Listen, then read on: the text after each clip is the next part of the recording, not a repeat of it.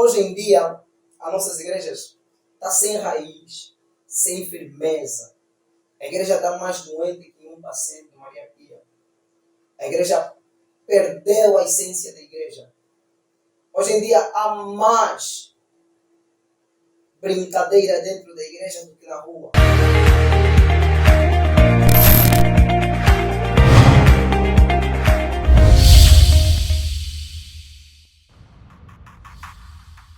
Olá pessoal, sejam bem-vindos a mais um programa Fé Podcast. Hoje o nosso programa vai fazer barulho. Eu sou o Matheus Casola, o apresentador abençoado. E o nosso convidado de hoje é o Ângelo Jovete, o CEO do projeto filantrópico Escute Antes de Falar. Este é o projeto dele. E ele hoje veio falar-nos acerca da igreja nos dias atuais. Ele vai esclarecer tudo acerca da igreja atualmente. O que é que está acontecendo? O que é que se passa? Ângelo Jovete, seja bem-vindo ao nosso programa. Obrigado. Ângelo Jovete, fala um pouco Bem, conforme já disseram, meu nome, Ângelo Jovete é meu nome, filho do senhor Jovete, da senhora Teresa. Ângelo menino abençoado, assim como um apresentador acabou de falar, amigo dos seus amigos, alguém que muito observa, pouco fala. E quando fala na realidade, fala o que ele fala. Em poucas palavras. E como é que foi a tua conversão? Bem, olha, sinceramente eu digo que eu já nasci dentro da igreja. Nasci, sou filho do pai diáconos até hoje. E toda a minha infância foi na igreja. Toda a minha infância foi na igreja. Então, dizendo assim, uma conversão no sentido de convertemos, né? Entramos para uma igreja. Na realidade, eu já nasci no berço cristão. E tive a conversão no momento da minha fase adulta. Isso é 2014. Porque foi o momento que eu tive a consciência do que é certo e do que é errado. Não queria ser igual aos outros. Então decidi fazendo algumas coisas que os outros não poderiam fazer. Não criou um escândalo para eles, para os teus amigos principalmente? Bem, olha, como é sabido que toda mudança tem sempre uma reação negativa na parte dos outros. Né? Porque quando eu decidi me converter verdadeiramente, tive que deixar alguns amigos, razão pela qual sou muito isolado. Prefiro ficar sozinho do que estar mal acompanhado. Mesmo às vezes, há quem nós pensamos que são na realidade uma boa companhia, mas no fundo não são. Então eu fico mais sozinho do que outro lado. Mas a parte da minha família seguraram bem, porque até os meus pais me chamam de pastor, uma coisa que eu não sou. Pelo meu ser, a minha família me chamam todos pastores, meus amigos, vizinhos, todos me chamam de pastor. A princípio foi um bicho de sete cabeças, mas hoje pela graça estamos a lidar. Então, eu acho que também daqui a pouco vou te chamar de pastor. Não, você vai criar confusão. Vai criar confusão. E o que é que tens a dizer acerca da palavra igreja? O que é igreja? Eu não digo o que é da palavra igreja, o que é igreja? Bem, nós falamos da igreja, temos que primeiro ter algum domínio, algum conceito concernente a esse ponto. A igreja é um grupo, é um conjunto de pessoas, né, salvas, reunidas em um determinado lugar, segundo o Atos dos Apóstolos, capítulo 8, no seu versículo 1. E também vamos ver que a igreja é universal, composto de todas as pessoas nascidas de novo, segundo Hebreus, capítulo 12, verso 2. Dizendo a igreja, segundo Romanos, a igreja é o corpo de Cristo vivo. Então, quando estamos a falar da igreja, estamos a falar de pessoas compostas em um determinado lugar, cujo fim é a adoração a alguém, seja ele Deus ou outros deuses. A igreja, no meu parecer, um parecer bíblico, teologicamente, a igreja é um grupo de pessoas salvas que se reúnem em um determinado lugar. Sim. E qual é o propósito da igreja? Bem, o propósito da igreja, quando estivermos a falar do propósito da igreja, vamos ver que a igreja, ele consiste, ele em si tem vários propósitos, né? O primeiro propósito da igreja é ministrar ao Senhor, servir ou prestar culto ao Senhor. Esse é o primeiro propósito da igreja. Porque a igreja, o seu fim é adorar a pessoa de Cristo. Então a igreja, ele ministra ao Senhor. A igreja também ministra amor aos outros, segundo Romanos capítulo 12, verso 10. Também Romanos capítulo 15, verso 14, fala acerca disso. Que a igreja, ele ministra para o mundo o amor de Cristo, né? A igreja representa Cristo na terra. A igreja une as pessoas por intermédio de Cristo. Bem, o propósito da igreja são esses: ministrar culto ao Senhor, disciplinar os seus membros a ser fiel no estatuto de Cristo. São os propósitos da igreja. Ok. Normalmente, eu, em particular, digo que só conheço uma igreja. Podes me explicar se existe mais igreja? Quanto tipo de igreja existe? Olha, na realidade, a igreja, segundo a Bíblia, temos uma igreja, a igreja de Cristo. Só que nos dias de hoje existe distorção de igrejas. Há quem começa na igreja de Cristo, mas depois muda. Hoje em dia existem dentro da nossa igreja, não estou a querer fugir do assunto, existem igrejas que o Cristo já não é centro de adoração. Então existe simplesmente uma igreja. E essa igreja que existe é a igreja de Cristo. E hoje em dia não existe simplesmente uma igreja, existem várias igrejas. Igreja, quando eu estou a falar, não estou a falar de denominação, não. Estou a falar de igreja. Igreja no sentido de igreja. Porque igreja no sentido de igreja, segundo a Bíblia, existe simplesmente uma igreja, que é a igreja de Cristo. E como está atualmente a igreja? Uau! Esse é um assunto que pode trazer muitas polêmicas, mas, sinceramente, no dia de hoje, a igreja não está nada bem. A igreja está doente. A igreja está sem rumo. A igreja perdeu Cristo como o centro da adoração. Você vai ver que, hoje em dia, as nossas igrejas estão sem raiz, sem firmeza. A igreja está mais doente que um paciente de Maria Pia. A igreja perdeu a essência da igreja. Hoje em dia há mais brincadeira dentro da igreja do que na rua. Hoje em dia as pessoas vejam a igreja como se fosse um centro de atração. Hoje em dia nossas igrejas não estão nada lá muito bem. Quando eu digo que a igreja não está bem, é em vários sentidos. Percebes? Antigamente os bruxos fugiam estar na igreja. Hoje em dia os bruxos são os nossos próprios pastores. Os bruxos são os anciões. Os bruxos são os levitas. Os bruxos são os diáconos. Todos estão compostos. Todos eles formam uma igreja.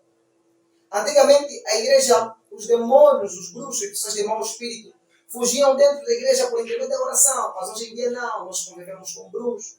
Tem pastores, demônios dentro da igreja. Existem pastores fornicadores. Existem terroristas. Existem traficantes por detrás de uma máscara. Hoje em dia a igreja está péssima. Eu digo a igreja está péssima no sentido de aquilo que nós temos visto hoje em dia. Pastor abusou-se da filha, pastor abusou-se da diaconisa, deitou-se com a mulher do obreiro. Essa é a igreja que nós estamos a ver hoje em dia. Uma igreja nua, sem raiz, sem doutrina. Uma igreja que está mais para tribunal do que igreja do Senhor, onde julgam todos e tudo. Os mais pecadores são aplaudidos. E os que tentem seguir os parâmetros bíblicos, eles são apedrejados. Ou estamos numa igreja em que falar dessa igreja, sinceramente, cria tristeza. Onde os profetas são vistos como se fossem deuses. Substituíram o centro da adoração. Onde os pastores, os levitas, são mais sérios do que o próprio Deus, segundo eles. E o que é que tem que ser feito para acabar com isso? Regressar à verdadeira origem da igreja. E quem tem o poder de fazer isso? Os pastores, a juventude. Nós temos o poder de fazer isso. O poder da decisão parte em nós. Cristo simplesmente espera o nosso princípio. Vamos notar. Em nenhum momento Cristo vai descer do seu trono para orientar a igreja. É sabido que estamos a viver a apostasia. Isso tem que acontecer. Mas também acontecer do jeito que está a acontecer, isso já não é admissível. Vamos supor, a Bíblia fala em Efésios, capítulo 5, desperta tu que dormes, vem a Cristo e Ele te esclarecerá. Existem pessoas ainda a dormir, são pastores, mas estão a dormir, precisam ser despertos. Eles precisam despertar, porque quando eles despertarem, Cristo vai lhes esclarecer a verdadeira essência da igreja. Por isso que a mudança não depende de Cristo. Depende de nós, por intermédio de Cristo. Cristo não vai descer do seu trono para endireitar algumas coisas na igreja. Não vai descer. E como é que tu vês o comportamento dos jovens nas igrejas? Uau. Falando do comportamento de jovem na igreja atual, é um fato que nós, na realidade, temos lamentado muito. Quando eu digo que temos lamentado muito, é no sentido de que a juventude perdeu o alicerce bíblico. A juventude perdeu os padrões bíblicos. A juventude já não quer viver a Bíblia. Já não quer viver a palavra de Deus. A juventude é uma fase muito complicada aqui na Terra e é um problema enorme na igreja. Vamos ver que o comportamento da juventude nos dias de hoje tem sido muito reprovado. Muito reprovado. Hoje em dia, olhamos para a juventude como uma ameaça na igreja. E os nossos pastores têm muita razão de nos ver assim como uma ameaça. Nos ver, supor, um irmão, um crente recém-convertido, entendeu 2, 3 versículos da Bíblia, já não pode ouvir repreensão porque estão a lhe combater no seu pastor.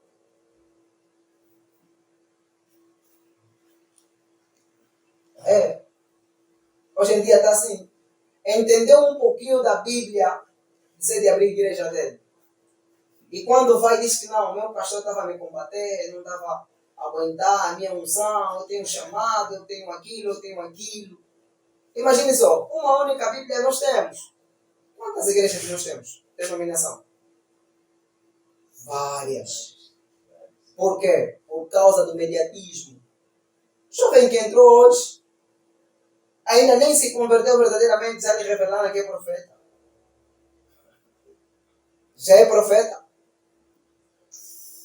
Hoje a maioria dos profetas que existem aqui agora são jovens. Quantos profetas mais velhos na casa dos 40 você conhece? Poucos. Por quê? Porque eles entenderam que para ser profeta não é só abrir boca a falar. Tem que obedecer.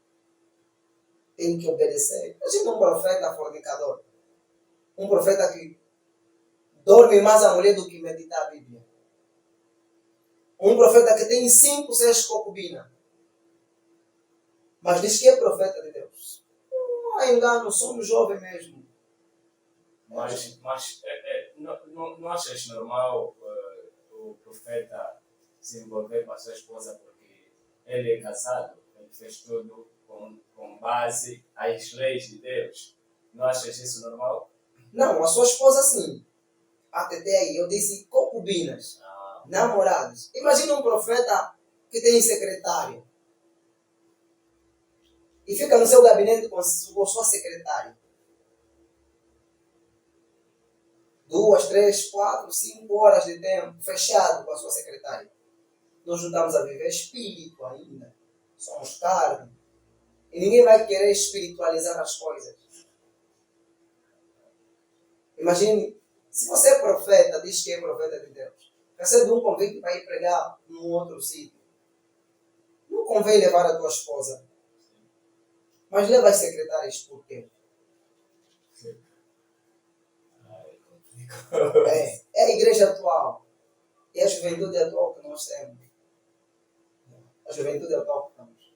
A juventude de hoje em dia quer tudo. Entrou na igreja agora, quer mediatismo. 2 meses de conversão. Não é conversão. 2 meses de luta para se converter. Porque a conversão é um processo.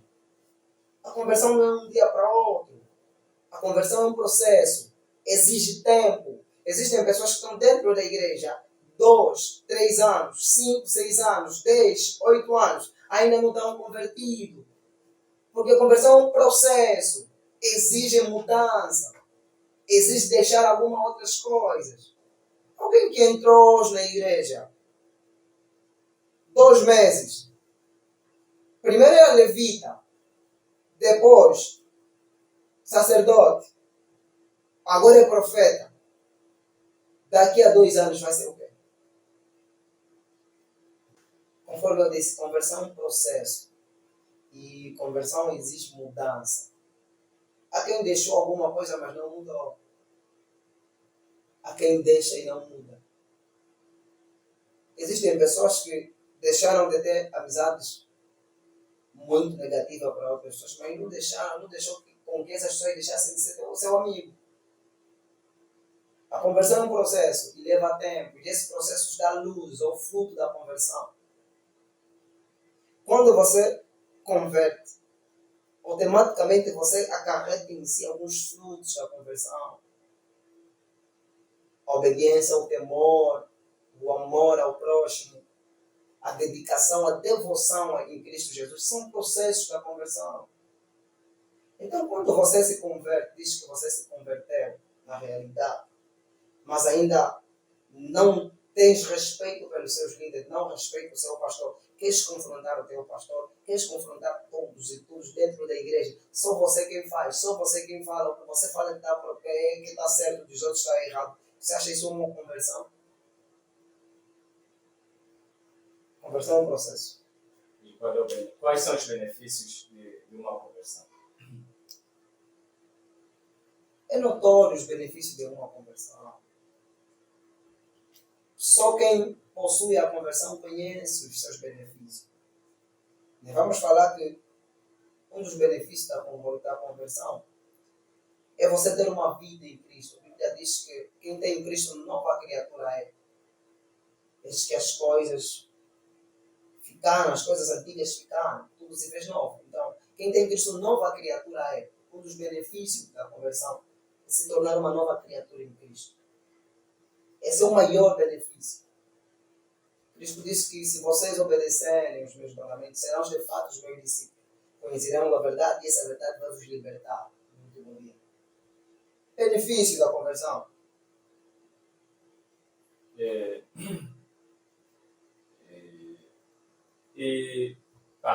Acho que fugimos um pouquinho do tema, mas vamos agora entrar dentro do tema. E qual seria o papel da igreja atualmente? Ou qual seria o papel da igreja? Bem, o papel da igreja, conforme a Bíblia nos mostra no Atos dos Apóstolos, capítulo 2, seu verso 42, ele mostra que os discípulos viviam em união, até no partir do pão. O benefício da igreja, qual seria, né? A igreja. Como seria a igreja, bem dizer? Sim. A igreja seria o centro da atenção do mundo. O mundo poderia estar virado para a igreja e seguir o exemplo da igreja. A igreja seria um lugar onde reina o amor.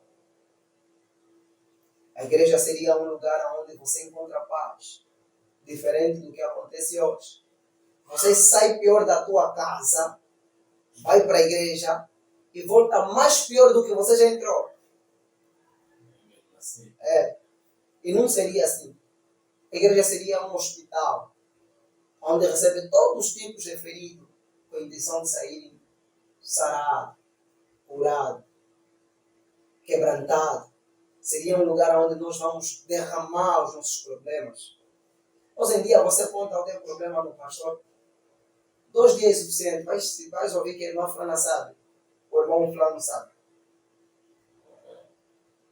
Porque a igreja deixou de ser a igreja. Hoje em dia já não temos aquela confiança na igreja. Por exemplo, enquanto não deveria ser assim, poderíamos sentir tão bem na igreja. Tão bem. A igreja seria um lugar em que a gente poderia encontrar paz. Embora que lá também, como na igreja de Antioquia, houve alguns conflitos, mas sempre houve uma resolução. Você percebe que se você discutir com um irmão em Cristo, um irmão dentro da igreja, vocês podem cantar no coro, podem pregar sem se falar. Não seria o contrário.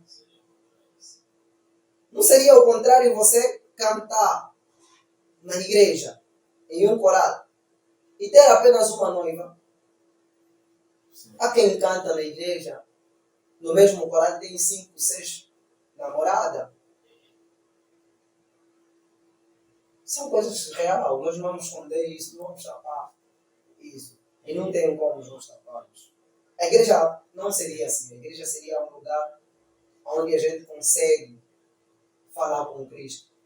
Há mais segurança hoje em dia, oramos dentro de casa, do que irmos à igreja. A igreja não seria assim. e nota-se muito que a igreja tem sido como um sítio de desafio, de competição. Uns querem mostrar que cantam mais do que o outro, uns querem mostrar que vestem melhor que os outros e está totalmente mesmo estragado a igreja. Agora, quanto aos profetas,